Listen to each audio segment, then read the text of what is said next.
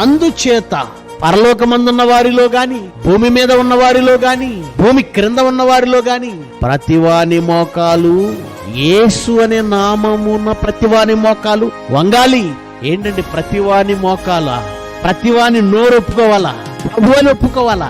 ఎలాగండి సాధ్యం? క్రైస్తవులుగా మనం నమ్ముకున్నాం గనక ఆయన్ని ప్రభు అని ఒప్పుకుంటాం, ప్రభు అని స్తుతిస్తాం. కానీ నాస్తికులు ఒప్పుకోరు కదండి, హేతువాదులు ఒప్పుకోరు కదండి, మత ఛాందసవాదులు ఒప్పుకోరు కదండి అని మనం అనుకుంటాం. కానీ ఒప్పిస్తాడు ఆయన. వాళ్ళు కూడా ఒప్పుకుంటున్నారు. ఎలా ఒప్పుకుంటున్నారో చెప్పనా?